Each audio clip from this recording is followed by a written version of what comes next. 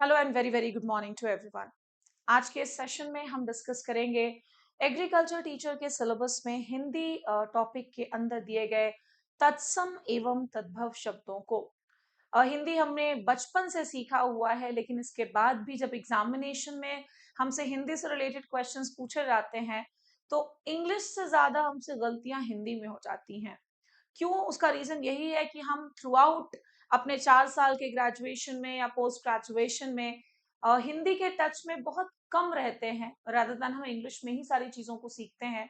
हम agriculture and horticulture students, तो कहीं ना कहीं हमारी हिंदी जो ग्रामेटिकल पोर्शन है वो काफी हद तक कमजोर हो जाए रहती है। लेकिन देरी कभी नहीं होती है किसी चीज में। आज आप शुरू करोगे, डेफिनेटली आप मेहनत करोगे, आपकी हिंदी भी एग्जामिनेशन में सवाल जितने पूछे जाएंगे उस लायक तो आराम से डेवलप हो जाएगी। जैसा कि मैंने कहा कि आज के इस पर्टिकुलर सेशन का टॉपिक होगा तत्सम एवं तद्भव। ध्यान रखिएगा, जो जो टॉपिक्स होते जा रहे हैं please keep on underlining those topics in your syllabus. बहुत ही अच्छे ढंग से पढ़ेंगे, बहुत ही इजी ढंग से पढ़ेंगे। जैसे मैंने आपको इंग्लिश में सारी चीजों को सिंप्लीफाई करके सिखाया है, वैसे ही हम यहाँ पर ट्रिक्स की मदद से भी हिंदी को सीखेंगे और कोशिश करेंगे कि हमें 100% मार्क्स आए अपने पर्टिकुलर एग्जामिनेशन में। तो चलो बच्चों, देर नहीं करते हैं, पढ़ना शुरू करते हैं। जैसा कि टॉपिक लिख रखा है, टॉपिक है आज का तत्सम एवं तद्भव शब्द। तो सबसे पहले जानना यह जरूरी है कि जब हम तत्सम कहते हैं तो इसका मतलब होता क्या है। तो तत्सम देखोगे, संस्कृत के शुद्ध शब्दों को तत्सम शब्द कहते हैं। आगे लिखा है तत्सम का शाब्दिक अर्थ होता है ज्यों का त्यों। मतलब जैसे था वो संस्कृत में, हमने उन शब्दों को वैसे ही अपना लिया बिना किसी चेंज लाए। ऐसे शब्दों को हम कह देते हैं तत्सम शब्द। अब इसके आगे बढ़ते हैं तद्भव पर। अब ये क्या कहता है, चलिए इसकी भी बात कर लेते हैं। संस्कृत शब्दों से परिवर्तित होकर के बने शब्दों को हम तद्भव शब्द कहते हैं। ऐसे शब्द जिनका जन्म संस्कृत से हुआ परंतु आज उनका स्वरूप बदल गया है। जन्म लेकिन संस्कृत भाषा से ही हुआ, लेकिन आज उनका जो करंट स्वरूप है वो आपको बहुत हद तक बदला हुआ मिलेगा। और ऐसे ही शब्दों को हम कह देते हैं तद्भव। कुछ एग्जाम्पल्स देख लेते हैं। जैसे आम्र था पहले, आम बन गया वो। सेकंड है हस्त, हाथ बन गया। अश्रु, आंसू में परिवर्तित हो गया। तो वो शब्द जिनका ओरिजिन संस्कृत का है, लेकिन जब वो भाषा में आया, बोलचाल में आया, तो कहीं ना कहीं उसका स्वरूप बदल गया। ऐसे शब्दों को हम तद्भव कहते हैं। और तत्समय मैंने क्या सिखाया, वो अपने ओरिजिनल रूप में है, अभी भी ध्यान रखिएगा। चलिए अब सीखते हैं, क्योंकि हमें परिभाषा पर आधारित क्वेश्चंस नहीं बनाने। हमें तो एग्जाम्पल्स वहां पर दिए जाएंगे और पूछे जाएंगे कि बताइए कैसे शब्द है, या इस शब्द का बताइए तद्भव क्या है। तो इस तरह के क्वेश्चंस को बनाने के लिए कुछ बेसिक नॉलेज होना बहुत जरूरी है। और चलिए शुरू करते हैं नियमों के साथ। और ये नियम अगर आपको याद है तो मैं आपको एकदम शॉर्ट शॉर्ट बोलती हूँ, आपसे सवाल बन जाएंगे। पहला नियम देखो क्या कहता है कि तत्सम में जो व है वो तत्भव में किस में बदल जाता है, ब में बदल जाता है। तो ये चीज लिखना बहुत जरूरी है कि तत्सम में जो व होता है वो परिवर्तित हो जाता है ब में। चलिए कुछ उदाहरणों से समझने की कोशिश करते हैं। वानर देखो बंदर में बदल गया, वह ब में बदल गया। वधु बदल गई बहू में, देखो फिर से वह ब में बदल गया। वारिद बदल गया बादल में, वह फिर से बा में चेंज हो गया। वारिद किस में बदल गया, बादल में। और भी उदाहरण है जो हमें और क्लियर करता जाएगा चीजों को। वामन देखो क्या हो गया, बौना, ड्वार्फ हो गया। इसके बाद देखो वक बगुला में परिवर्तित हो गया। वत्स व का देखो चेंज होकर के ब में बदल गया, बच्चा हो गया। वर्धन यानी कि बढ़ना, बंद बांध में परिवर्तित हो गया। वाद्य बाजा में। वर्षण जो है देखो फिर से व किस में चेंज हो गया, ब में। और वर्षण का बन गया बरसना। तो पहला नियम हमने सीखा कि तत्सम में जो व होता है वो तद्भव में किस में परिवर्तित हो जाता है, ब में परिवर्तित हो जाता है। आगे बढ़ेंगे सेकंड नियम पर, जो कि कहता है कि तत्सम का श तद्भव में स में परिवर्तित हो जाता है। पहला नियम क्या कहता है, व ब में परिवर्तित हो जाएगा। और जब मैं बोलते हो ना तो तुम भी साथ में बोलते जाना, सो दैट लिखते लिखते ही तुम्हें आधे से ज्यादा नियम याद हो जाए और तुम्हारा काम वहीं पर 50% कंप्लीट हो जाए। वह ब में परिवर्तित होगा और सेकंड नियम कहता है कि श जो है वो स में परिवर्तित हो जाएगा। चलिए कुछ उदाहरण देखते हैं। देखेंगे शुक किसमें बदल गया, सुआ में। शाक किसमें बदल गया, देखो साग, श स में बदल गया ना और साग बना। तीसरा है शुंड, किसमें बदल गया, सूर में। शुकर सुअर में बदल गया। श्यामला सावला में बदल गया।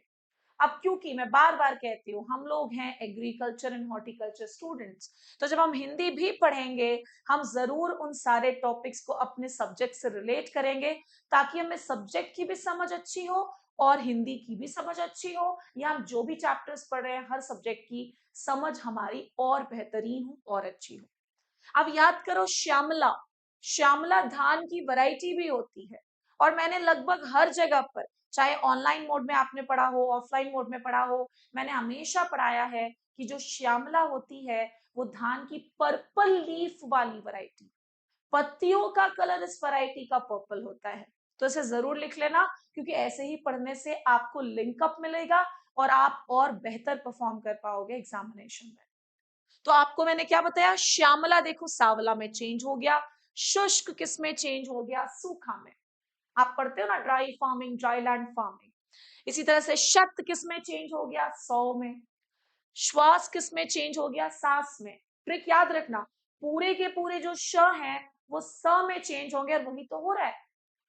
इसके बाद शिक्षा किस में चेंज हो गया, सीख में। श्वसुर किस में चेंज हो गया, ससुर में। और एग्जाम्पल्स नहीं है।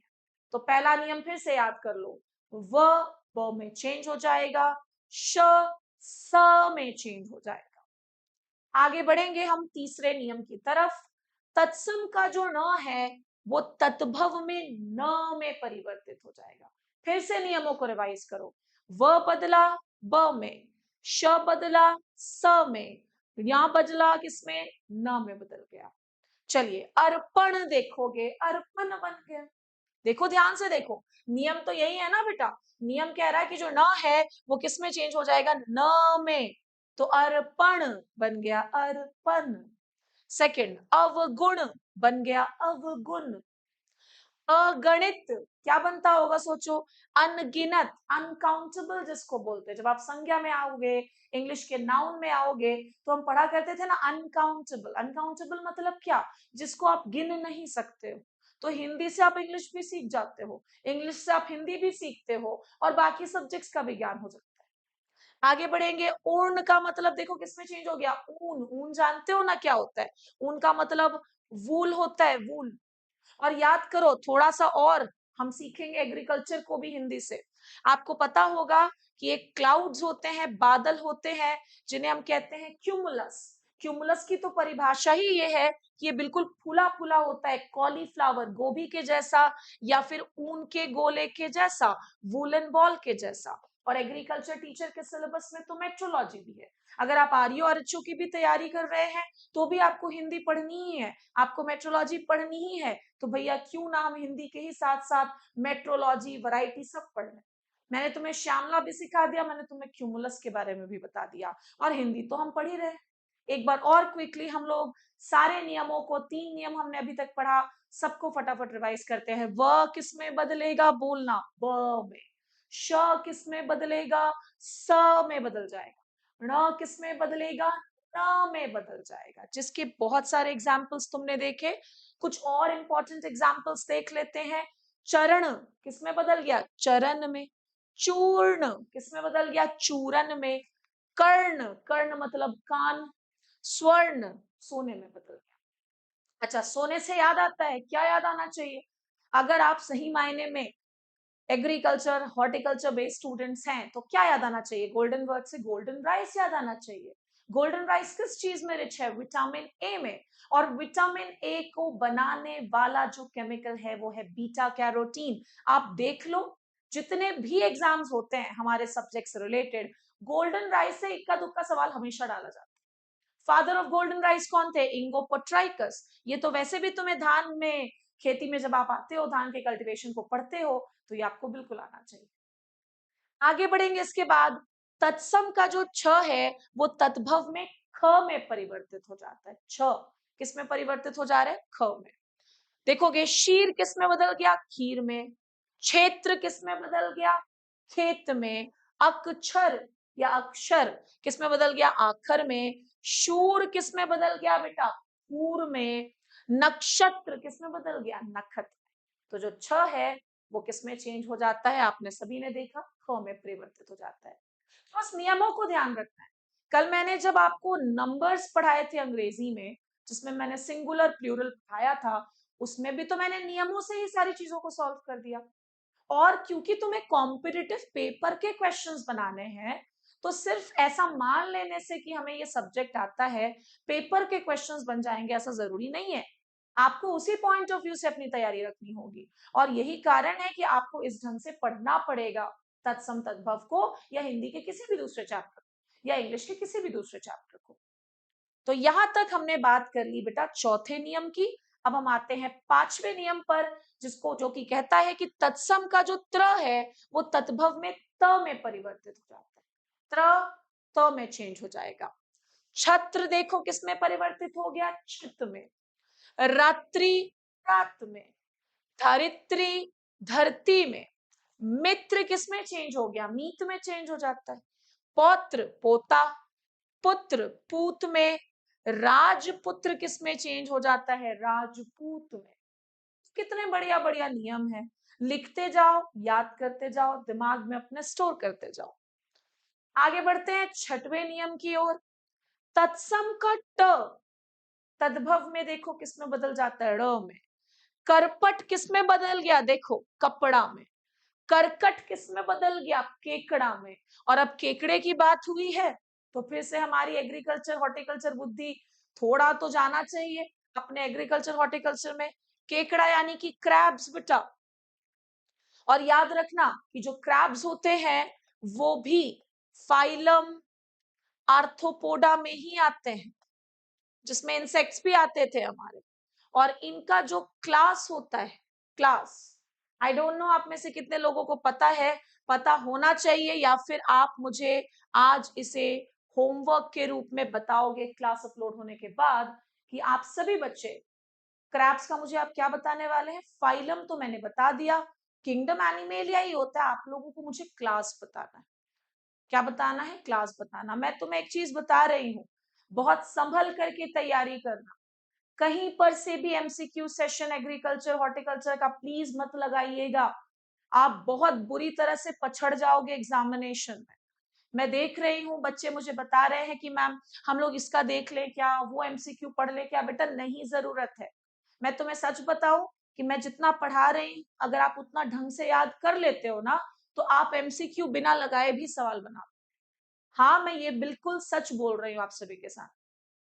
सब्जेक्टिव एक बार आपने ढंग से पढ़ लिया ना, तो ऑब्जेक्टिव के लिए परेशान होने की जरूरत नहीं है। प्लीज प्लीज प्लीज कहीं से भी किसी भी बुक का किसी भी सेशन का एमसीक्यू नहीं देखेंगे। नहीं तो बेटा नुकसान किसका होगा? सिर्फ और सिर्फ तुम्हारा। इसलिए हम जितना पढ़ाते हैं पहले आप उतना पढ़िए। जहां पर आपको प्रैक्टिस क्वेश्चंस लग रहे हैं वो मैं अपलोड कर रही हूं आपके कोर्स के अंदर। आप बस उतने क्वेश्चंस को प्रैक्टिस करें, बिना वजह इधर उधर की चीजों पर ध्यान नहीं देना। तो ये एक होमवर्क है, इसको जरूर बताना मुझे। कड़ू कटु का मतलब है कड़वा, देख लो। कपाट किस में बदल जाता है? किवाड़ में। यही तो रूल था ना हमारा। ट किस में बदलेगा? ड़ में बदल जाता है। आगे बदलते हैं बेटा, या आगे नियमों पर आते हैं। सेवेंथ नियम देखोगे, तत्सम का जो ज्ञ है वो तद्भव में ज में बदल जाता है। इतना सा तो पढ़ना होता है और उसमें पूरा का पूरा टॉपिक खत्म हो जा रहा है। तो फिर ज्यादा लंबा लंबा क्लास भी मत करना। अभी तुम्हें चीजों को एब्जॉर्ब भी करना है। सिर्फ 5 घंटे 6 घंटे बैठ के क्लास नहीं करनी। हाँ मल्टीपल क्लासेस तो मैंने खुद ही अपलोड कर रही। कल मैंने 5 क्लासेस आपके बैच में लिया है ध्यान। कुछ रिकॉर्डेड थे, कुछ लाइव थे। पूरा याद भी तो होना चाहिए। तो मैं क्या कह रही हूँ देख लो नियम तुम्हारा। नियम कहता है कि जो ज्ञ है वो तद्भव में ज में चेंज हो जाएगा। ज्ञान देखो किस में चेंज हो जाता है? जान। इसलिए जानकारी सुना होगा तुम लोगों ने। तो ये एक नियम के एक एग्जाम्पल मैंने यहाँ पर बता दिए। अब हम आते हैं 8वें नियम पर। बहुत ध्यान से सुनना इस नियम, क्योंकि तुम्हें शब्दों को पहचानने में ये बहुत ज्यादा हेल्प करने वाला नियम साबित हो सकता है।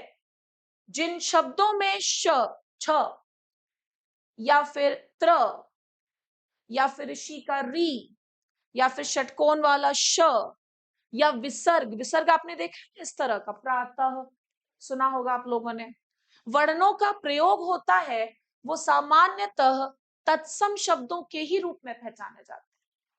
तो ये पहचानने का तरीका है तत्सम शब्दों को। जो जो आपको पॉइंट्स लिखा हुआ है कि अगर विसर्ग है तो नॉर्मली वो तत्सम शब्द ही होता है।